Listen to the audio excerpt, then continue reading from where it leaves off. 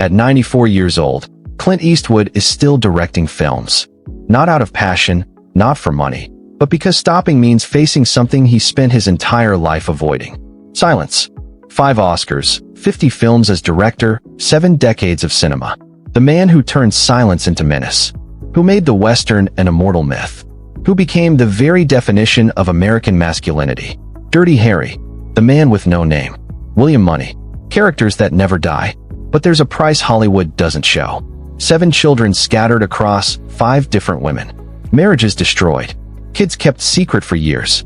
Lovers who became lawsuits and a loneliness so deep that friends whisper. Clint doesn't know who he is if he's not working. The lone cowboy conquered everything. But conquering everything means losing what? How did the actor Hollywood swore would never be a star build an empire from rejection and ice? And why did a man who created films about human connection never learn to connect himself? Before we answer, we need to go back long before the Oscars. Long before Dirty Harry, to the years when Clint Eastwood was invisible, rejected, and considered too slow to ever matter. Because the legend began in the most unlikely place, absolute defeat. Clint Eastwood's first stage was not a sound stage bathed in Hollywood lights, but the back roads of Depression-era America, where survival meant constant motion and stability was a luxury no one could afford.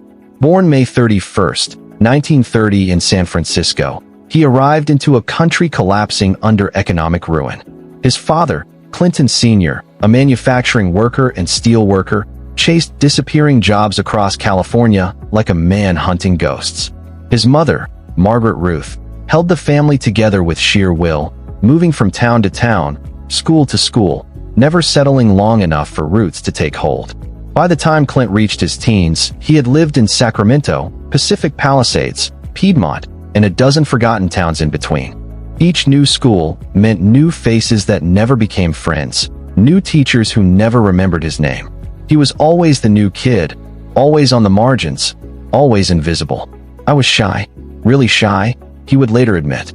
A confession that feels kinda crazy for the man who would one day stare down outlaws and corrupt cops without even blinking.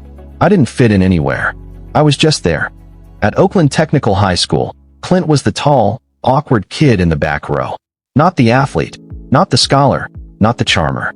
He scraped through classes, worked odd jobs, gas stations, lumber yards, firefighting crews during summers, and learned early that no one was coming to save him.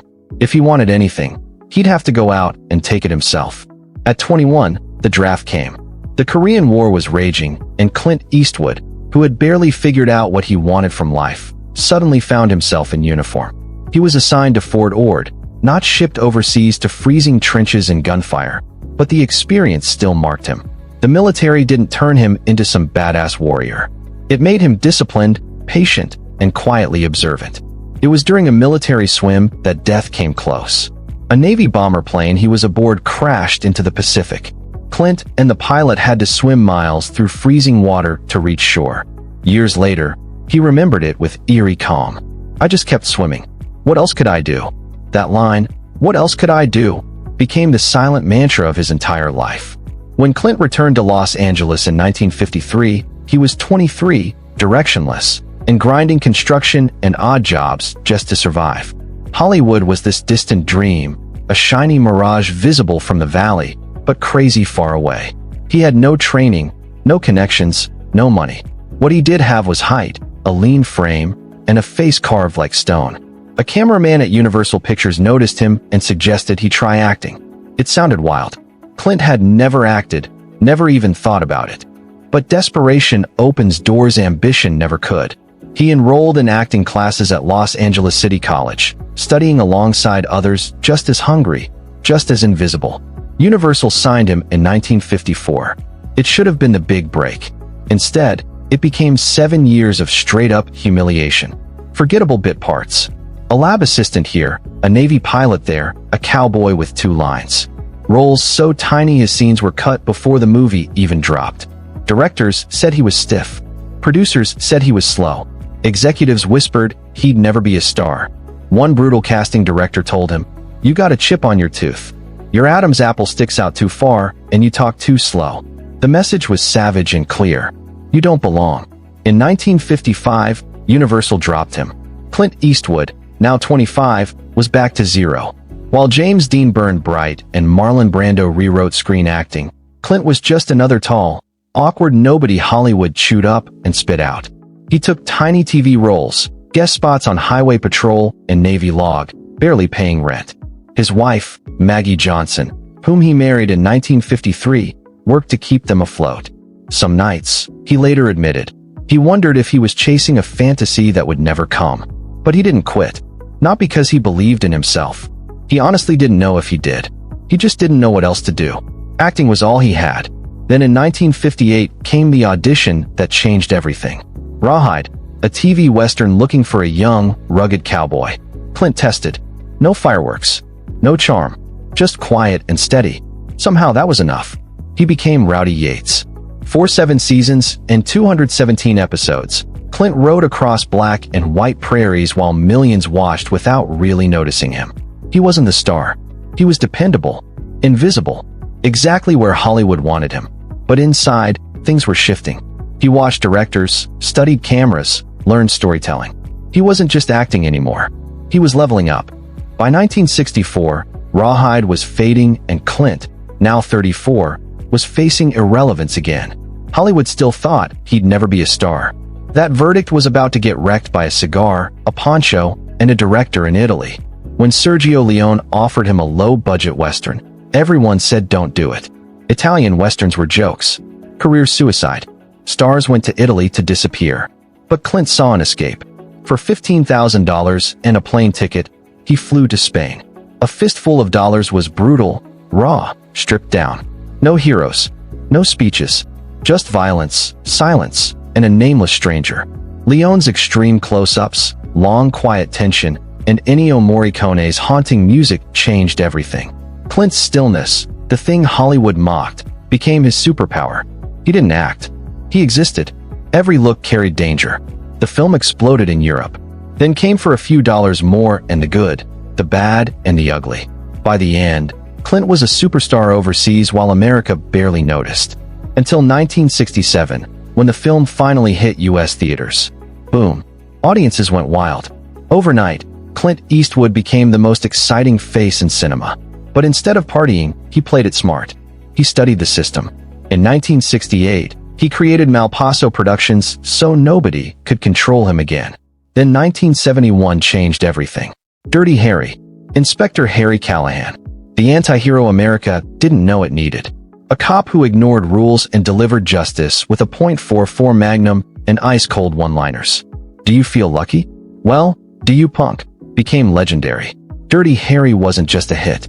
It was massive. Conservatives loved it. Liberals hated it. Critics fought.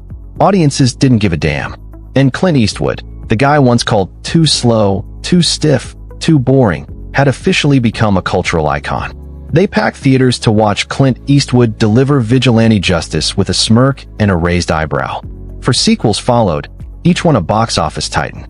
By the mid-1970s, Clint Eastwood was the highest-paid actor in the world, pulling in $5 million per film, which was a crazy, astronomical amount back then.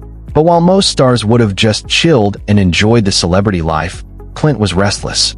Acting was never enough for him. He had spent too many years watching directors mess up scenes, waste time, and blow budgets. He knew he could do better, no doubt.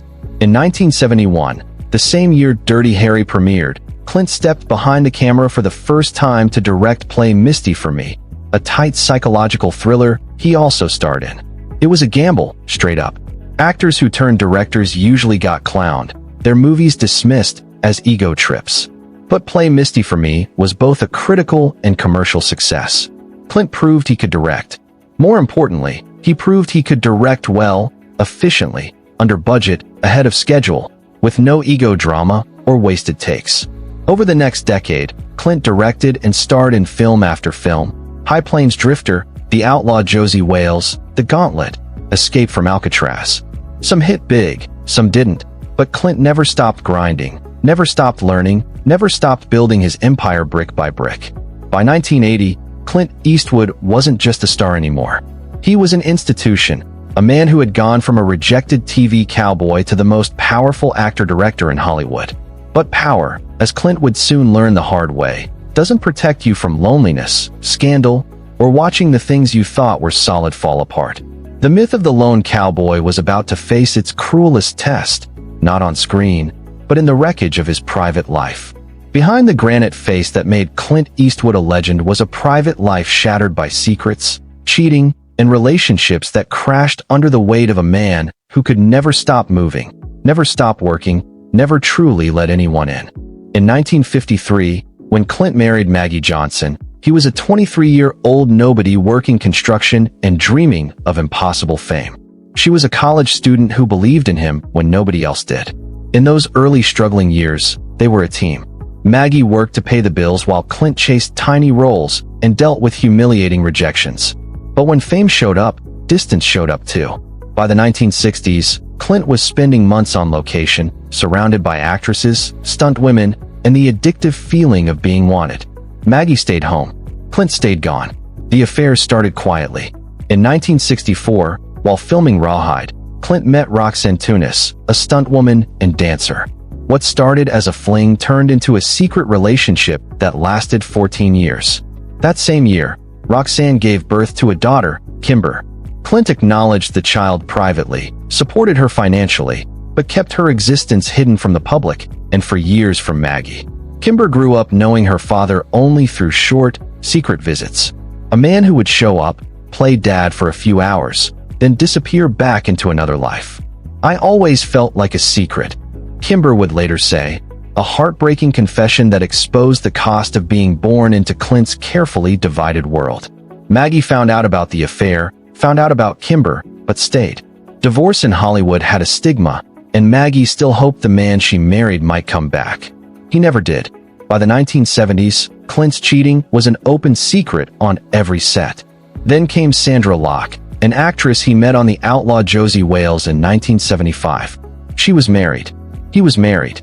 Neither cared. Sandra left her husband. Clint left Maggie, though the divorce wasn't finalized until 1984. For 13 years, Clint and Sandra lived together, worked together in 6 films, and sold themselves as Hollywood's unconventional power couple. But behind the scenes, the relationship was messy and toxic. Sandra later claimed Clint was controlling, dismissive of her career, and emotionally abusive. She said he pressured her into having 2 abortions and getting a tubal ligation, while marriage promises kept getting pushed back. Meanwhile, Clint had 2 more children, Scott in 1986 and Catherine in 1988, with flight attendant Jacelyn Reeves. He kept these kids secret from Sandra, from the media, from everyone. When Sandra found out, the betrayal destroyed her. In 1989, after 13 years together, Clint ended the relationship cold. He literally changed the locks on their house while she was away. No warning, no talk, just kicked out. Sandra sued. The Palimony case became a huge media circus, exposing accusations of manipulation, broken promises, and a man who organized his life so tightly that entire children could exist in hidden compartments. The case settled in 1996, reportedly for over $1 million, but Clint's image took a hit. The honorable cowboy image cracked. Even while the scandal was blowing up, Clint had already moved on. In 1990, he met actress Frances Fisher on the set of Pink Cadillac. By 1993, they had a daughter, Francesca. This relationship seemed calmer and more public, but the same pattern repeated. Work always came first. Directing consumed him. Long 18-hour days were normal. Frances found herself loving a man who was physically there, but emotionally gone. By 1995, it was over. She later said carefully, "He's a man married to his work." In 1996, at 66, Clint married again, this time Dina Ruiz, a TV news anchor 35 years younger. They had a daughter, Morgan, that same year. For a while, it looked like Clint had finally found peace. But the marriage lasted only 17 years. In 2013, Dina filed for divorce. The same story surfaced again. His obsession with work, his emotional distance, the impossible challenge of competing with his career. By the time the divorce was finalized in 2014, Clint Eastwood had 7 confirmed children with 5 different women, 2 divorces, countless affairs, and decades of broken relationships. People who worked with him saw the pattern clearly. Clint doesn't do intimacy, one colleague said. He does control. And when you can't be controlled, he moves on. It wasn't pure cruelty. It was colder than that. A total compartmentalization of life. His children grew up with completely different versions of the same father. Some, like Scott, found guidance. Others, like Kimber, spent years trying to understand the gap between the public legend and the distant man they barely knew. One of his children once said, anonymously, "My father was always working. Even when he was home, he was working." You learn not to expect much. And maybe that's the most haunting truth about Clint Eastwood. Not that he was a villain, but that he was absent. A man so obsessed with building something, proving people wrong, that he never learned how to slow down and let anyone in. The lone cowboy created exactly the life he wanted. Powerful, independent, untouchable. But that kind of life comes with a price. And that price is paid in broken marriages, hidden children, and people who realize too late that loving Clint Eastwood is like loving a ghost. By the late 1980s, Clint Eastwood had become something Hollywood fears. Predictable. The man who once changed the Western and action genres now seemed stuck repeating himself. Movies like The Rookie and Pink Cadillac felt tired. Critics who once praised him now called him boring. The box office was shrinking. Younger stars like Sylvester Stallone, Arnold Schwarzenegger, and Bruce Willis ruled theaters with big explosions and slick one-liners. At 60, Clint looked like a relic, a cowboy past his time, still riding toward a sunset that had already faded. Hollywood insiders started writing him off. Eastwood is finished, one executive reportedly said. He's too old, too slow, and nobody wants westerns anymore. But Clint had spent his whole life proving people wrong. And in 1992, he came back with something legendary. Unforgiven. Unforgiven wasn't just another western. It was the funeral of the western myth. No heroes, no glory, just broken men haunted by violence. Clint played William Money, an aging killer trying to live a quiet life on a failing farm. But when violence pulled him back, he realized redemption might be a lie, and some sins never fade. The movie was dark, deep, and brutally honest. It tore apart every cowboy Clint had ever played and asked a question Hollywood avoided. What happens to killers after the story ends? Warner Brothers was nervous. Test audiences thought it was slow and depressing. Executives wanted changes, more action, a clearer hero. Clint said no. Unforgiven premiered in August 1992 and shocked everyone. Critics who had ignored him for years suddenly called him a true artist. Audiences expecting action got something emotional and powerful instead. The movie did well at the box office, but the real moment came in 1993. Unforgiven swept the Oscars. Best Picture, Best Director, Best Supporting Actor for Gene Hackman, Best Editing. For Academy Awards, Clint Eastwood, the actor who was once told he talked too slow and would never make it as a star, stood on that stage holding the Best Director trophy. At 62, he had pulled off something only a handful of actors ever do. He forced the industry to stop seeing him as just a product and start seeing him as a real filmmaker. That one wasn't just about his career. It hit deep. It was personal. Every rejection, every sneer, every year he was ignored, all of it led to that one moment. But Clint didn't sit back and chill. While other directors might have coasted after winning an Oscar, he went even harder. Over the next 2 decades, he kept directing film after film, each one digging deeper into loss, regret, and the brutal cost of violence. Mystic River in 2003 looked at childhood trauma and how pain sticks with you for life. Sean Penn and Tim Robbins both won Oscars for their heartbreaking performances under Clint's quiet, controlled direction. Then came $1 Million Baby in 2004, a boxing movie that really wasn't about boxing at all, but about chosen family, impossible decisions, and mercy when the pain becomes too much. Clint directed it, scored it, and starred opposite Hilary Swank in one of the most emotionally crushing films of that decade. When the Academy Awards came in 2005, $1 Million Baby swept everything. Best Picture, Best Director, Clint second. Best Actress for Swank. Best Supporting Actor for Morgan Freeman. For Oscars, lightning really did strike twice. Clint Eastwood wasn't just respected anymore. He was legendary. The same critics who used to clown him were now writing deep essays about his visual style, his refusal to be dramatic, and his trust in silence. In 2006, he did something even crazier. He directed Flags of Our Fathers and Letters from Iwo Jima, 2 connected films about the same battle. One from the American side, the other from the Japanese side. Letters from Iwo Jima, filmed fully in Japanese with Japanese actors, became one of the most respected war films ever made. It got Clint his 5th Oscar nomination for Best Director at 76. The irony was wild. The guy who built his career playing American heroes was now humanizing America's enemies, refusing simple patriotism and forcing audiences to see war from the other side. Over the next 15 years, Clint kept grinding. Gran Torino in 2008, American Sniper in 2014, Sully in 2016, Richard Jewell in 2019, Cry Macho in 2021. Some were huge, some missed, but the man never stopped. By his 90s, Clint Eastwood had become the elder statesman of American cinema, a living legend, still directing, still working, still refusing to retire. But the emotional depth he showed in his movies was the complete opposite of the distance he kept in real life. He could make films full of empathy, exploring grief and regret with insane precision. Yet people close to him often said he couldn't show that same vulnerability in his own life. One collaborator said it straight up. Clint understands pain in his head.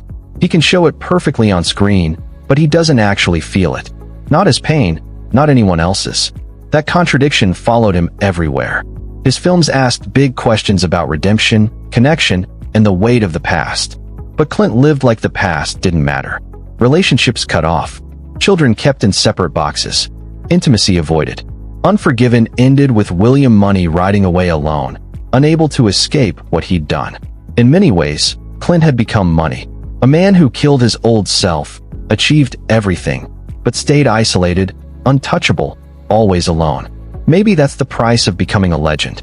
You rise above humanity, and in doing that, you lose the very thing that makes life worth living. For decades, Clint Eastwood's politics were an open secret in Hollywood. Libertarian mindset, registered Republican, fiercely independent. He supported gun rights, small government, and personal responsibility. He even served as mayor of Carmel by the Sea, California from 1986 to 1988, promising to cut bureaucracy and support local businesses. Most of Hollywood just shrugged. Clint was Clint. His films rarely preached. His characters showed self-reliance and distrust of authority, values people from both sides respected. Conservatives loved Dirty Harry's tough justice. Liberals praised Unforgiven's message about violence. Everybody claimed him. But in 2012, that balance shattered in the weirdest 12 minutes of his life. On August 30th, 2012, at the Republican National Convention in Tampa, Florida, 82-year-old Clint Eastwood walked on stage to support Mitt Romney. The crowd went crazy. An American icon was about to deliver a powerful speech. That's what everyone expected. Instead, Clint brought out an empty chair. He set it in the middle of the stage and started talking to an imaginary President Obama sitting there. He criticized policies, scolded the invisible president, and at one point suggested Obama was telling Romney to go screw himself. The crowd, confused at first, eventually cheered. But millions watching at home were shocked. Social media blew up. Eastwood, an empty chair, trended worldwide. Memes spread instantly. Comedians had jokes for months. Even conservatives who agreed with him were cringing. The Obama campaign fired back with a famous tweet, showing the president in his chair with the caption, "This seat's taken." It was embarrassing in a way Clint had never faced before. Not a bad movie, not a bad review, but a moment so awkward, so widely mocked, it almost overshadowed his entire career. Democrats who once admired him felt betrayed. How could the man who made Letters from Iwo Jima, a film about empathy, turn politics into yelling at furniture? Progressives who loved Million Dollar Baby suddenly saw him as an out-of-touch rich conservative. Even some Republicans quietly stepped back. One strategist called it unfortunate, the polite way of saying your celebrity supporter just messed things up. Clint didn't say sorry. In interviews, he stood his ground. He said if someone is dumb enough to invite him to speak, they better be ready for whatever he says. Classic Clint. Stubborn, defiant, not caring what anyone thinks. But the damage stuck. It showed the big contradiction in his image. His most loved characters were working-class men fighting corrupt systems. Yet Clint himself was a millionaire supporting policies critics said hurt those same people. Tax cuts for the rich, corporate deregulation, anti-union views. Progressives called out the irony. How could the man who directed J. Edgar, a film about power, support unlimited corporate influence? How could someone who humanized enemy soldiers mock a president like that? Conservatives, on the other hand, praised him for speaking up in an industry that often silences their side. They said he had guts and didn't care about Hollywood's opinion. Both sides had a point, and both missed the bigger truth. Clint Eastwood never asked to be anyone's hero. For 70 years, he did whatever he wanted, whenever he wanted. The empty chair wasn't planned. It was just Clint being Clint. Raw, stubborn, and fully convinced he was right. But in a divided America, neutrality was gone. By stepping on that stage, Clint picked a side. And the moment he did, he lost the part of his audience that believed he belonged to everyone. His films after 2012 became battlegrounds. American Sniper in 2014 was a massive hit and started endless debates. Was it a patriotic tribute or straight-up propaganda? Conservatives called it a masterpiece. Progressives blasted it as straight-up jingoistic. Clint didn't say a word, just let the work do the talking. But the work couldn't speak for itself anymore. Every single frame got run through a political filter. The guy who used to be loved by pretty much everyone was now divisive. The box office still held strong, sure, but that cultural unity around his name? Gone for good. And still, Clint never flinched. He backed Trump in 2016, yeah, with some reservations.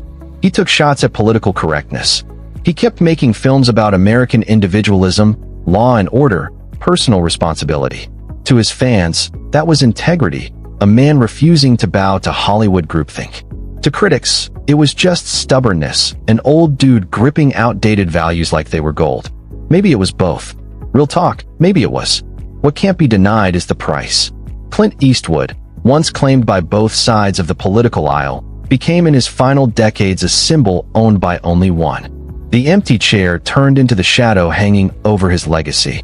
A weird, almost absurd moment that showed a man who spent his whole life refusing to be anything but exactly who he was, no matter who it pushed away. In the end, Clint got what he always wanted, total independence. But take independence too far, and it turns into isolation. And isolation, even when it's principled, still hits lonely. In 2021, at 91 years old, Clint Eastwood pulled off something almost nobody in Hollywood thought was possible. He directed, produced, and starred in Crime Macho, a quiet western about an aging rodeo star sent to bring a young boy home from Mexico. The movie flopped at the box office. Critics called it slow, sentimental, a shadow of his old work. But the ones who really paid attention saw something deeper. A reflection on regret, second chances, and that nagging question that haunts every restless soul. When do you finally stop running? In one scene, Clint's character Mike Milo tells the boy, "I used to think I had all the answers. Then I got older and realized I don't even know the questions anymore." It didn't feel like dialogue. It felt like a confession. Because at 94, Clint Eastwood is still grinding, still directing, still refusing to hang it up. Even as his body starts betraying the iron will that carried him through 7 decades of cinema. His gait is slower now. His voice, once a gravelly whisper packed with menace, has softened into something almost fragile. Hearing loss means he leans on help during shoots. His vision, dimmed by age, makes watching dailies tougher. But his mind, still sharp as ever. On set, he's the same old Clint. No wasted takes. No ego meltdowns. No patience for inefficiency. "We're burning daylight," he'll say, the same line he's been dropping since the 1970s. Like time itself better fall in line. Friends say he works not just out of passion, but fear. Fear of what happens when the cameras stop rolling, when the scripts dry up, when there's nothing left but silence and the reckoning that comes with it. Clint straight up doesn't know how to stop. One longtime collaborator admitted he doesn't even know who he is if he's not working. At home in Carmel, California, Clint lives low-key in a massive estate overlooking the Pacific. The place is stacked with artifacts from a life lived big. Oscar statuettes, photos with presidents and legends, movie posters stretching back 50 years. But friends say the house can feel empty as hell. His kids visit, some more than others. The relationships are complicated, shaped by decades of absence, secrecy, emotional distance. Scott Eastwood, now an actor too, talks about his father with respect in public, but keeps things measured. "He taught me to be tough," Scott once said. Maybe too tough. Kimber, The daughter born in secret to rocks in Tunis has reconnected with Clint in recent years. She talks about forgiveness, but also wounds that don't fully fade. "You can't get back the years," she said in an interview. "You can only decide what to do with the ones you have left." Clint's youngest child, Morgan, now in her late 20s, gets a different version of him. A father slowed by age, less obsessed with building an empire, more willing to just be. But even she describes a man who struggles with closeness, who bonds more through silence than words. In 2023, Clint became the oldest person ever nominated for an Academy Award when juror number 2 got him recognition at 93. He didn't win. He didn't show up. But the nomination alone said everything. Hollywood stopped trying to write his obituary a long time ago because Clint Eastwood just refuses to check out. Not yet. Not until the final frame's in the can. When interviewers ask about mortality, Clint shrugs it off with humor. "I'll retire when they nail the coffin shut," he jokes. But beneath that joke, there's a truth that's not funny at all. Stopping means facing everything he spent his whole life outrunning. The broken marriages, the scattered kids, the lovers who turned into lawsuits, the loneliness he masked as independence, the ambition that built an empire but left him standing solo in a silent mansion, surrounded by trophies that can't clap back. His movies circled these themes again and again. William Money riding off alone in Unforgiven. Frankie Dunn drowning in guilt in $1 Million Baby. Walt Kowalski chasing redemption in Gran Torino. Every one of them a version of Clint. Men who got what they chased and realized it still wasn't enough. "I think Clint knows," one close friend said quietly. "He knows what he gave up. He just doesn't know how to live with it. So he keeps working." And maybe that's the real tragedy and triumph of Clint Eastwood. He became everything he aimed to be. A legend. An icon. A man who bent Hollywood to his will and came out on top. He flipped rejection into an empire, invisibility into immortality. But somewhere along the ride, he lost the stuff that might have made the win sweet. Connection. Vulnerability. The ability to stop, breathe, and let somebody truly see him. His cinematic legacy? Untouchable. 5 Academy Awards. 50 films directed. Characters carved into cultural memory. He'll be studied, celebrated, referenced as long as movies are a thing. But his personal legacy is cracked. Children who carry his name, but not always his presence. Lovers with scars. And a man who, even at 94, can't pause long enough to ask if the whole ride was worth it. Now the question flips to you. What do you take from Clint Eastwood's story? That relentless ambition builds empires? That discipline and grit can bulldoze rejection? Or that even legends are human, flawed, capable of winning the world while losing themselves? Maybe it's simpler than that. Maybe success and happiness just aren't the same. Maybe power and connection can't live in the same house when one demands everything and the other asks you to let go. Clint Eastwood showed us how to make great films. But his life teaches something tougher. The cowboy who rides solo might hit the horizon first, but he hits it alone. The cameras will stop someday. The legacy will stick around. And somewhere in Carmel, an old man will sit in the quiet, surrounded by the ghosts of what he built and what he left behind. Because in the end, Clint Eastwood became exactly what he wanted. Unforgettable, untouchable, and completely, permanently alone. Share your thoughts below. Subscribe for more untold stories. And remember, the greatest legends aren't the ones without flaws. They're the ones who show us what ambition really costs when we forget to dismount.